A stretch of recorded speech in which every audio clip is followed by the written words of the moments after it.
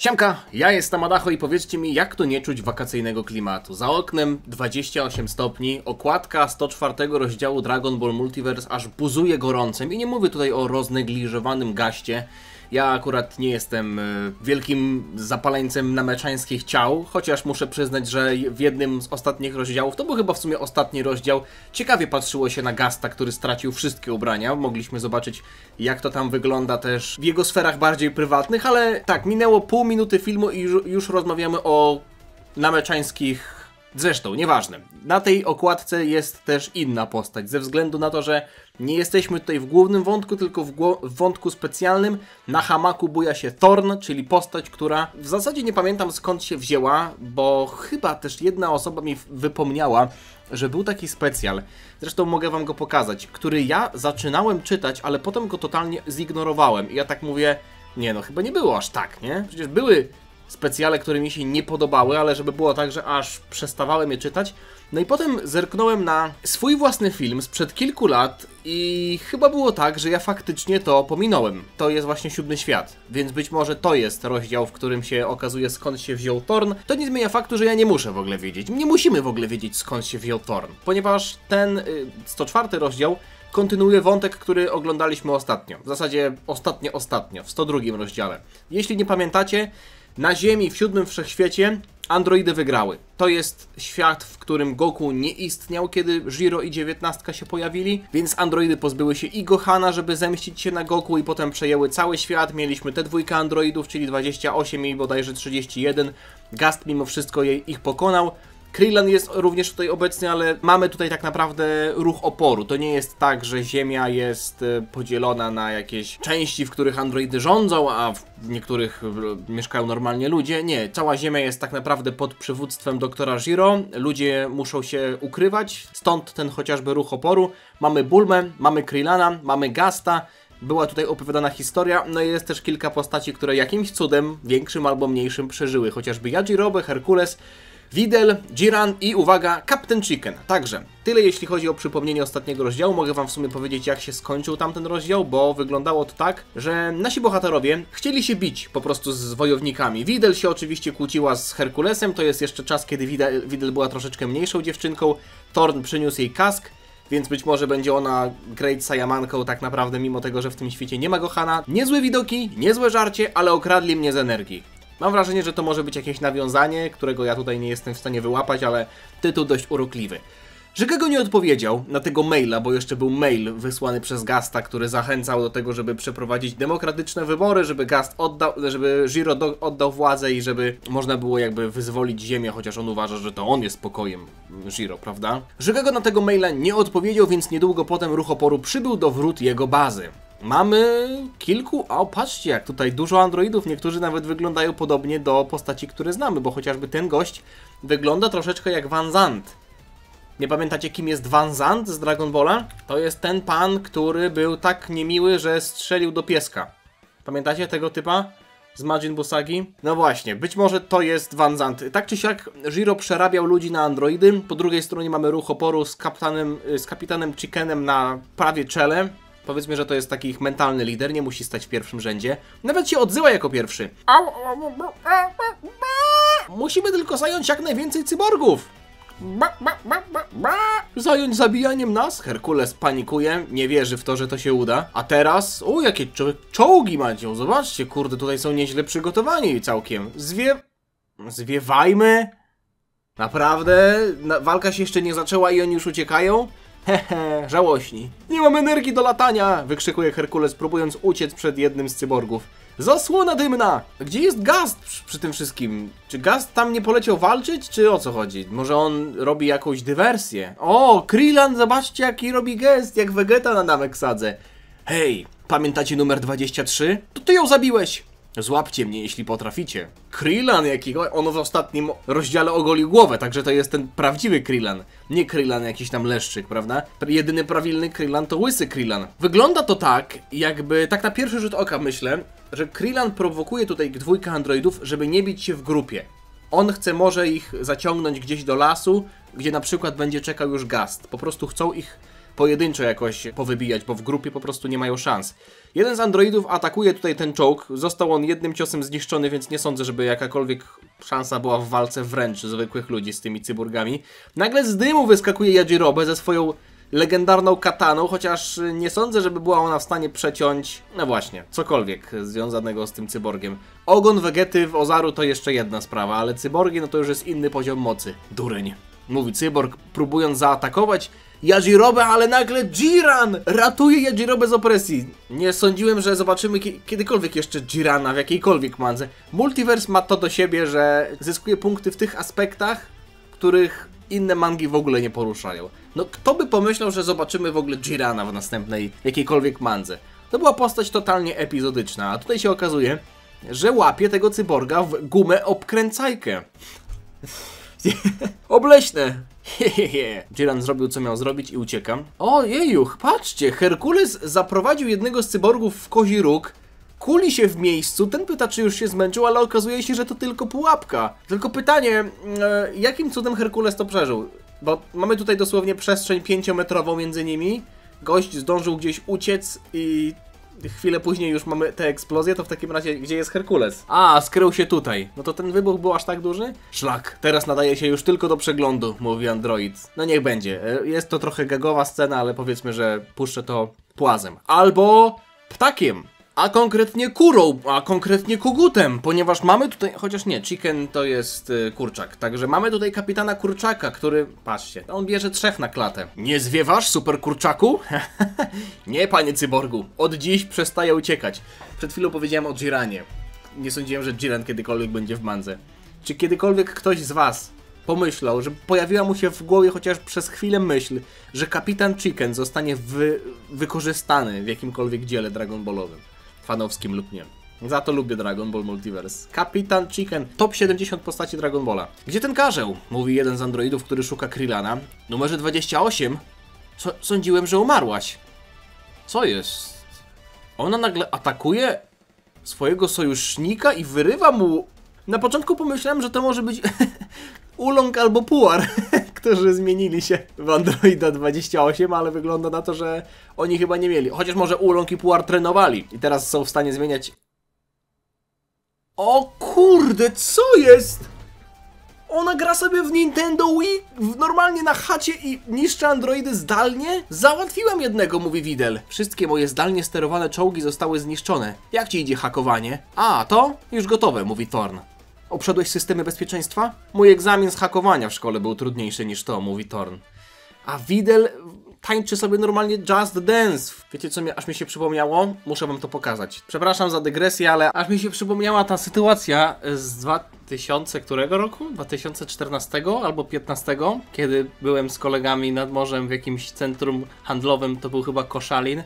I można było zagrać normalnie w jakąś grę taneczną, Just Dance, czy tam Last Dance. Videl dosłownie robi to samo teraz. Nie patrzcie na moje ruchy, to było dawno temu, teraz trochę się poprawiłem, jeśli chodzi o tańce, nie pytajcie gdzie. A tak na poważnie, dobrze, wracamy do historii. W bazie doktora Żygago. Komendancie, automatyczne wieżyczki otworzyły ogień! Ach, ten obcy Gast próbuje wejść do mojej bazy. Wiedziałem, że to ma tylko odwrócić uwagę. Czyli ludzie tak naprawdę, ruch oporu odwraca uwagę armii, a Gast robi wejście do głównej siedziby. Nie proszę pana, wieżyczki strzelają do nas. Więc co robimy? Aha, okej. O, to był gość z Armii Czerwonej Wstęgi, jak on się nazywał? Srebrny? No, podobnie wygląda chłopek. Nie widzicie tego? Fryzurkę ma taką samą, to chyba jest ten sam. Szlak, nie niszczcie ich, są nowiutkie.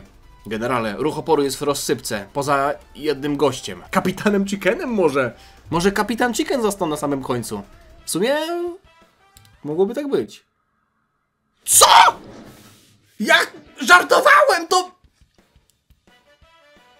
Ej, teraz sobie myślę, że przecież kapitanem Chickenem może być ktoś, kogo znamy tylko w przebraniu.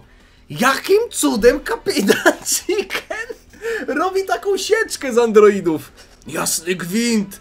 On walczy z 3 naraz! Unika ciosów, łapie kolejny! Niemożliwe, byś był człowiekiem. Chłopaki, mamy kolejnego obcego. Półobcego to jest hybryda!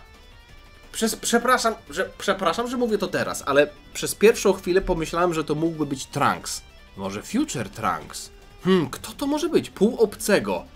Czyli to jakiś hybrydowy Saiyanin musi być. Tylko kto? Czy to jakaś inna postać? Ja pierdolę, Super Chicken! Super Chicken! Nie wierzę, że dożyłem takich czasów! Przebija na pół jednego z androidów! Co tu się wydarzyło? Ja się jarałem, że zobaczyliśmy Jirana, który robi gumkę obklejkę. Super Kapitan Chicken... Wiecie co? Miałem nosa, umieszczając Kapitana Chickena w top 70 moich ulubionych postaci w DB. Że wy się będziecie śmiać ze mnie, ale za chwilę zobaczycie, że nie jestem jedyną osobą, która docenia Kapitana Chickena. Kapitan Chicken dosłownie zrobił One Punch Mana na tym androidzie. Dwójka pozostałych próbuje atakować, wystrzeliwuje kiblasty w Kapitana Chickena, wznieca się wielki tuman kurzu, ale my już wiemy, jakby fala idzie w naszą stronę, jakby wiecie o co chodzi, tutaj już jest... Kto to kurwa jest? Bulma? Kto jest tam Saiyaninem? On wygląda trochę jak Goten. To niemożliwe. Nie myśl, że dasz radę nas wszystkich pokonać. W rzeczy samej. Ale nie taki był plan. To jest jakiś super Saiyanin. Hybrydowy Saiyanin. Więc kto tam mógłby być? Goku? Vegeta? Gohan? No nie ma już żadnych Saiyan na ziemi, prawda?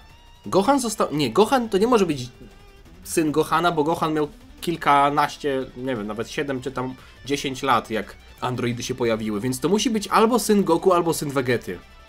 Kto to jest?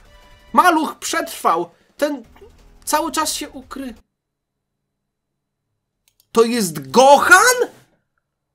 To jest Gohan?! To co to za fryzurka? To jest Gohan? Maluch przetrwał, cały ten czas cię ukrywał. Znowu go zabiję. Nie sądzę, mówi Gast, wchodząc do siedziby doktora Zero w ostatnim momencie. Pańskie cyborgi nie zostały zabite. Może pan to wszystko zakończyć, zbudować z nami lepszą przyszłość dla wszystkich. Ale musi się pan zgodzić na rozmowy pokojowe. Rozmowy są dla słabych. Mam moc, więc to ja decyduję. Nie możecie mnie pokonać. Zniszczcie moje ciało, jeśli chcecie. Mam backupy. Mam backupy. Szkoda, że ja nie miałem backupu mojego dysku twardego, który padł. Wiecie co? Jak ktoś się zna, albo ktoś może mi polecić jakąś dobrą firmę, która zajmuje się odzyskiwaniem danych. Pamiętacie tego live'a z grudnia chyba 2021? Wiem, że pytam o stare czasy, ale w grudniu 2021 bodajże był live, którego musiałem nagle wyłączyć ze względu na to, że komputer zaczął mi wydawać dziwne dźwięki. To wtedy się ten metalowy dysk zaczął psuć. I zaniosłem go do informatyka, ale on powiedział, że nie jest w stanie nic tam z niego wydobyć. Ale są takie firmy, gdzie za parę tysięcy zajmują się robieniem, jakby przywracaniem danych z takich dysków. Tylko że oni to robią w inny sposób. Nie za pomocą jakiegoś tam programu, tylko bardziej mechanicznie. Rozbierają go i tam patrzą, co tam jeszcze można z tego wydobyć. Więc jeśli ktoś z was miał taką sytuację, że mu że ten metalowy dysk HDD padł i zaniósł go do takiej firmy, możecie mi dać znać, czy jakby opłaca się coś takiego robić? Jaka jest szansa na to, że cokolwiek tam zdołają odzyskać z tego dysku, bo on tak leży i w sumie nie wiem, co z nim robić. Ale nagle, wracając do historii, na ekranie doktora Zero pojawia się Thorn, który mówi, że nad nimi też przejął kontrolę, nad backupami doktora Zero. O, no, wygląda na to, że przybył mój ochroniarz. Kto to taki? Może Android 16? What the shit? Jakiś Cell Middle, albo ani on Max, ani on Minimum. Ta energia to Vegeta i Son Gohan zmieszana z innymi i wydaje się mi znajoma. Nazywa się Cell, moje arcydzieło. Stworzyłem go używając komórek potężnych wojowników i stawonogów. Czekaj, to jest w takim razie Cell, który wyglądałby tak, gdyby Dr. Zero pracował nad nim do samego końca, bo naszego Cella zaprojektował komputer, prawda? Znaczy inaczej, Dr. Zero tylko zaprojektował Cella, włączył komputer, ale to komputer tak naprawdę chodził przez ten cały czas. Zresztą mamy dodatkową notkę tutaj na dole. Nie posiada komórek demonów mrozu. Frieza i Colt nie przybyli na Ziemię. Ponadto Gast nie spotkał Goku ani Piccolo, więc nie poznaje ich energii. Ale mądre, co? Dlatego on nie ma takich fioletowych elementów aż tak bardzo.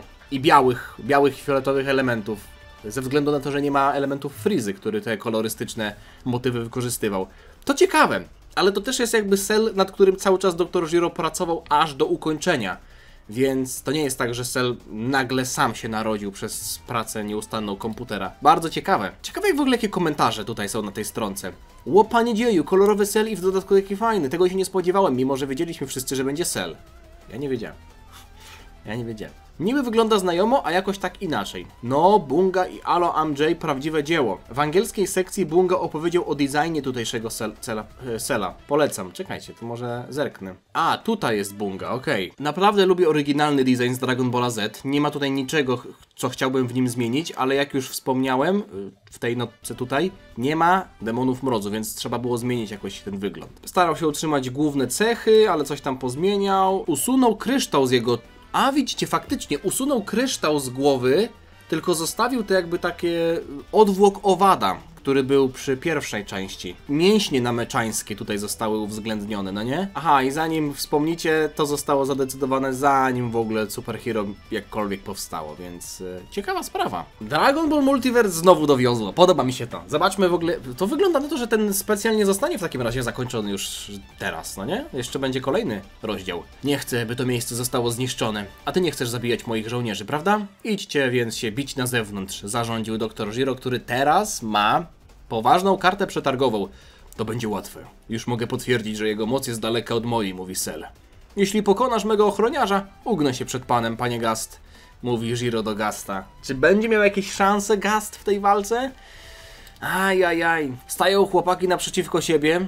Oto stoisz przed doskonałym wojownikiem. Z przyjemnością przetestuję moją moc na tobie, mówi Cell. Zaczyna się wzmacniać. Gast jest zdziwiony, aż zasłania twarz. No i wygląda na to, że to jest ostatni rozdział, bo mamy tutaj informację. W piątek 18 kwietnia pokażemy mini-komiks, odrzucone sceny z walki Goku Ksiksi. Potem będzie... O, Shibi Dams! Pozdrawiam!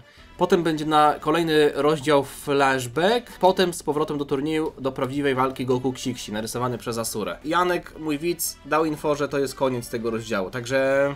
No jest to faktycznie taki cliffhanger, więc można byłoby uwierzyć, że jest to koniec rozdziału. Zresztą rozdział nie miał aż tak mało stron, więc miałoby to sens. Tak czy siak, jestem zadowolony, podoba mi się ta historia specjalna. Jestem fanem tego siódmego świata. 5 lat temu, jak omawiałem Multiverse na początku i czytałem to po raz pierwszy, to ten rozdział trochę mnie odrzucił ze względu na kreskę. Mówię o tamtym starym rozdziale, gdzieś tam jeszcze Kroniki Gasta. Ale teraz, jak już się trochę wkręciłem w to, widzimy tego nowego Cella, w ogóle realia tego świata, który został opanowany przez androidy. Bardzo mi się podobają. Zresztą ja też jestem wielkim fanem postaci Gasta. Szkoda, że odpadł w turnieju, ale Goku i Ksiksi to jest też walka, która... Jestem ciekaw, czy w ogóle oczywiście zakończy turniej, ale czy będą jakieś jeszcze dalsze konsekwencje w tym turnieju? Czy manga Multiverse się w ogóle skończy? Przecież to byłby koniec ery w świecie Dragon Balla, fanowskim świecie Dragon Balla. Gdyby Dragon Ball Multiverse, tworzony chyba od 2008 roku, jeśli dobrze pamiętam, się skończyło. Tak czy siak, to by było na tyle. Mam nadzieję, że wam się podobało. Zachęcam do zostawienia lajka, oceny, komentarza. Napiszcie mi, czy mieliście sytuację z odzyskiwaniem danych z dysku, jak wam się podoba nowy design Cella i rzecz jasna odsyłam was na stronę Multiverse, ale to musicie sami sobie wpisać, sami dobrze wiecie dlaczego. Tyle ode mnie, trzymajcie się, na razie, cześć! Dziada!